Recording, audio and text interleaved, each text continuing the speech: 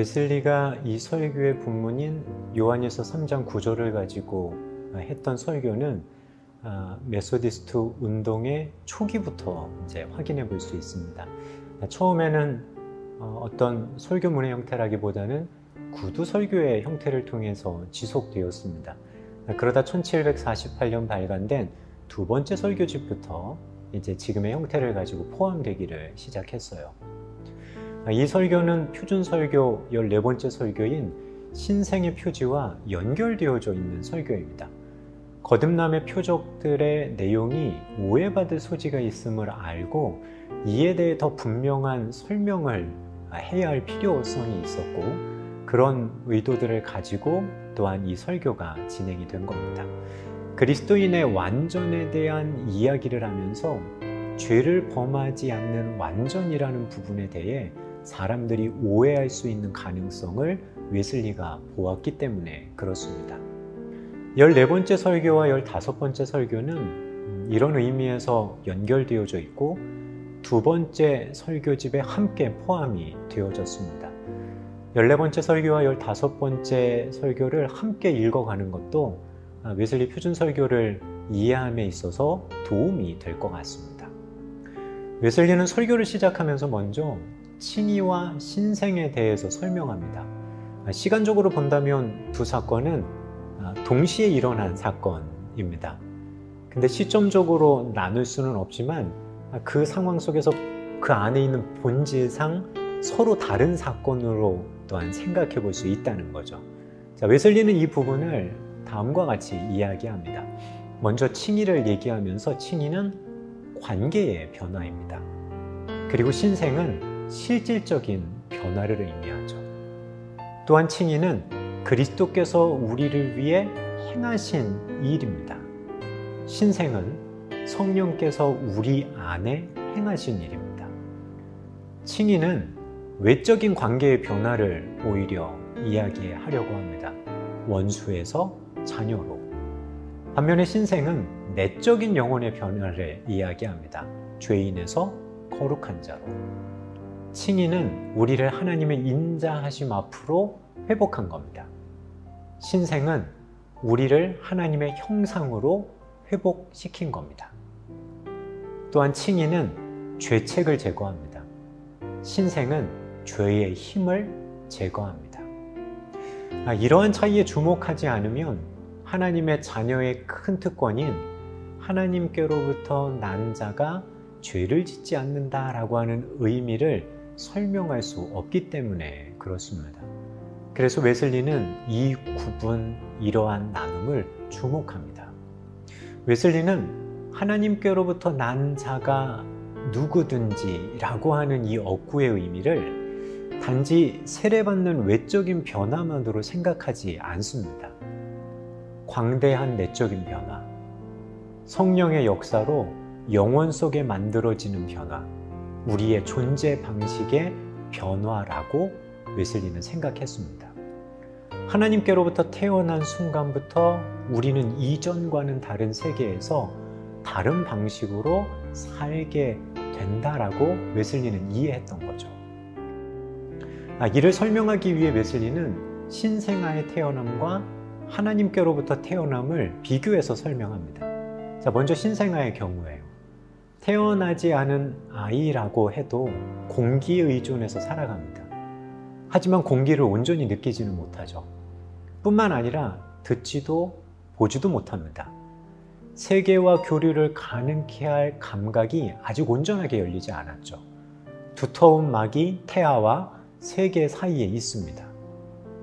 그러나 일단 세상에 태어나면 전혀 다른 방식으로 살아가게 되죠. 생명을 유지하기 위해 호흡하며 공기를 느끼게 됩니다. 몸의 모든 감각들이 깨어나고 주변의 대상들과 교류하기를 시작합니다. 눈, 귀, 이러한 외부로 열려있는 입구들을 통해서 사물에 대한 지식을 습득해 가게 되죠. 하나님께로부터 태어남도 이와 같습니다. 모든 생명은 하나님께 의존해 있습니다. 하지만 하나님께로부터 태어나지 못한 자는 그분을 감지하지 못합니다. 그분 없이는 한순간도 생존할 수 없으면서도 거룩한 호흡을 의식하지 못하는 거죠. 이해의 눈이 닫혀 있고 그의 영혼은 어두움에 덮여져 있습니다. 그는 이 비가시적인 세계에 대해 어떤 지식도 가질 수 없는 거죠. 그 세계와의 교류도 없습니다. 그러나 그가 하나님으로부터 그리고 영으로부터 태어난 후 그 존재 방식은 달라집니다. 그의 영혼은 하나님을 느낄 수 있게 됩니다. 웨슬리는 이렇게 얘기해요. 하나님의 숨은 믿음에 의해 받아들여진 후 사랑, 기도, 찬양, 감사를 통해 그분께 끊임없이 되돌려줍니다. 사랑과 찬양과 기도는 참으로 하나님께로부터 난 모든 영혼의 숨입니다. 영혼의 모든 감각이 깨어나 이제 영적 선악을 분별하게 됩니다. 이를 통해 하나님의 평화가 무엇인지, 성령 안에서의 기쁨이 무엇인지, 그리스도 예수를 통해 하나님을 믿는 자들의 마음속에 부어지는 하나님의 사랑이 무엇인지를 압니다. 웨슬리는 영적으로 태어난 다음에 영적인 호흡, 그 숨을 쉰다고 얘기해요. 하나님께 올려드리는 사랑, 기도, 찬양, 감사 이 모든 것이 영혼의 숨이라고 얘기하는 거죠. 태어난 이후에 새롭게, 그러면서 영혼이 새로운 감각을 가지고 영적인 선악을 분별할 수 있게 되어지는 새로운 삶을 시작한다는 겁니다. 하나님께로부터 난 사람은 다른 방식으로 살기에 죄를 짓지 않는다고 웨슬리는 이해했습니다. 이에 대해서는 이렇게 말하고 있어요. 하나님께로부터 난 자, 즉 끊임없이 자신의 영혼 속에 불어오는 하나님의 생명의 숨, 그분의 영의 은혜로운 감화력을 받아들이면서 지속적으로 그것을 되돌려 드리는 자, 그런 식으로 믿고 사랑하는 자, 자기 영혼에 대한 하나님의 지속적인 행위를 믿음을 통해 감지하고 끊임없는 사랑과 찬양, 기도 안에서, 즉 그분의 행위에 대한 일종의 영적 응답의 행위 안에서 자기가 받은 은혜를 되돌려 드리는 자, 그렇게 자신을 지키는 한 죄를 짓지 않을 뿐만 아니라 하나님의 씨가 그의 속에 거하는 한 죄를 범할 수 없습니다. 그가 하나님께로부터 태어났기 때문입니다. 자, 여기서 웨슬리가 하나님께로부터 태어난 사람은 죄를 짓지 않는다라고 하는 의미가 어디에 있는지를 우리에게 알려줍니다.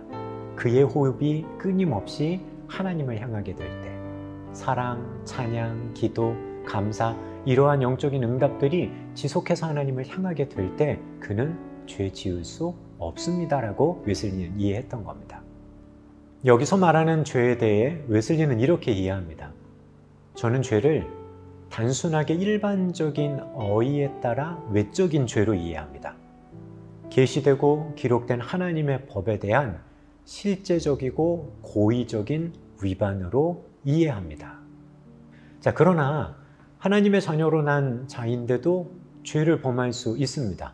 이러한 죄, 외적인 죄가 행해졌던 성경의 사람들도 우리는 볼 수 있어요. 다윗도 그런 연약함이 있었고 또한 베드로도 그런 연약함이 있었습니다. 웨슬리는 이러한 과정을 은혜에서 죄로의 이행 과정이다라고 말하면서 그 과정을 이렇게 설명을 해가고 있습니다. 자, 여러분도 그 과정 하나하나를 한번 이렇게 잘 들어보시면 좋을 것 같아요. 첫 번째로, 사랑하고 극복하는 믿음의 신적 씨앗이 하나님께로부터 난 자 안에 머뭅니다. 하나님의 은혜를 가지고 자신을 지키는 자는 죄를 범할 수 없습니다. 근데 이게 두 번째로 넘어가요. 유혹이 일어납니다. 그리고 그 유혹 앞에 세 번째 일들이 일어나죠. 하나님의 영이 죄가 가까움을 경고하고 깨어 기도하라고 명령하십니다. 자, 그리고 네 번째로 넘어갑니다. 만족을 주는 유혹에 이제 무너지기 시작해요. 서서히 무너집니다. 이렇게 되어질 때 다섯 번째로 성령이 슬픔에 잠깁니다. 그의 믿음은 약해지고 하나님을 향한 사랑은 점점 식어져 갑니다. 자, 그러면서 여섯 번째로 넘어가요. 영이 그를 더 날카롭게 책망하시며 이 길로 가라라고 말씀하십니다. 7번째로 고통을 주는 하나님의 음성을 외면하고 즐거움을 주는 유혹자의 음성에 솔깃합니다. 그러면 이제 8번째로 넘어가겠죠. 영혼 속에 악한 욕망이 생기고 마침내 믿음과 사랑이 사라져 버립니다. 주님의 능력이 떠나고 그는 외적 죄를 범합니다. 웨슬리는 하나님의 사람으로 신생한 그 사람 안에 일어나는 죄의 유혹과 그 유혹을 어떻게 다루어야 하는지, 그리고 온전히 다루지 못했을 때 어떻게 외적인 죄를 범하는지까지의 과정을 상세하게 우리에게 이야기해 주는 겁니다. 자, 이제 이런 질문들이 있을 수 있겠죠. 하나님의 사람이 먼저 죄를 범하고 그로 인해 믿음을 잃습니까? 혹은 먼저 믿음을 상실한 후에 죄를 범하게 됩니까? 자, 이 질문에 대해 은혜에서 죄로의 이행 과정을 생각해 본다면 앞에 8가지의 과정이요. 그럼 이렇게 답할 수 있을 겁니다. 적어도 어떤 태만의 죄, 어떤 내적인 죄는 필연적으로 믿음의 상실에 선행합니다. 그러니까 믿음을 가지고 있는데도 이런 것들이 유혹으로 다가올 수 있다는 거죠. 그러나 외적인 범죄에는 반드시 믿음의 상실이 선행합니다. 자, 이 과정을 통해 웨슬리는 이 부분을 정확하게 이야기하는 거죠. 또한 이러한 질문도 있을 수 있습니다. 믿는 자의 영혼 안에 있는 하나님의 생명이란 무엇이며 그것이 어디에 이루어지며 즉각적으로 또 필수적으로 따르는 것이 무엇입니까? 이 질문에 대해 웨슬리는 말합니다. 하나님께서 당신의 성령으로서 끊임없이 우리를 감화시키십니다. 즉, 우리 영혼 속에 자신의 숨을 불어넣으십니다. 우리 영혼은 이렇게 받은 숨을 다시 그분께 내쉽니다. 그분의 끊임없는 현존이 우리 마음에 계시되고 믿음에 의해 감지되며 우리는 쉼없이 사랑과 찬양과 기도를 되돌려드리면서 마음의 모든 생각, 혀의 모든 말, 손의 모든 일, 몸과 영혼과 마음을 그분이 받으실 만한 거룩한 산 제물로 봉헌합니다. 자, 그렇다면 우리 안에서의 하나님의 생명, 삶이 유지되기 위해 어떤 조건들이 필수적일까요? 자, 그것은 바로 영혼의 반응이 절대적으로 필요합니다라고 하는 겁니다. 웨슬리는 말합니다. 우리를 먼저 사랑하신 그분을 사랑하지 않고 그분의 음성을 듣지 않고 그분에게서 눈을 돌리고 자기 위에 부어주시는 빛을 소중하게 간직하지 않는다면 그분의 영이 언제까지나 애쓰지는 않을 것입니다. 내적인 죄를 거쳐 믿음을 잃고 외적 죄를 범하는 일이 없기를 바라면서 웨슬리는 다음과 같이 말합니다. 하나님의 사람이여, 그분의 음성을 들을 수 있도록 늘 깨어 있으십시오. 항상 깨어 모든 순간 모든 곳에서 쉼 없이 기도하고 여러분의 마음을 그분 앞에 쏟아 놓으십시오. 그렇게 언제나 믿고 언제나 사랑하면 여러분은 결코 죄를 짓지 않을 것입니다. 15번째 설교를 통해 우리가 몇 가지 생각해 볼 부분이 있습니다. 하나님께로부터 난 자로 우리는 어떤 영적인 변화를 지니게 되었는지 자신을 성찰해 보면 좋을 것 같습니다. 또한 은혜에서 죄로 이행하는 과정을 한번 이렇게 자세히 살피면서 자신 안에 일어나고 있는 죄의 문제들을 생각해 볼 수 있겠죠. 나는 지금 어떠한 상태 속에 어떠한 상황 속에 와 있는지를 우리가 발견하면서 우리 스스로의 믿음을 지킬 수 있는 또한 지혜를 얻을 수 있을 것 같습니다. 그래서 늘상 깨어서 하나님의 숨으로 호흡하며 또한 주님 앞에 죄짓지 않는 온전한 삶을 살아가는 믿음의 사람들이 되어야 할 겁니다.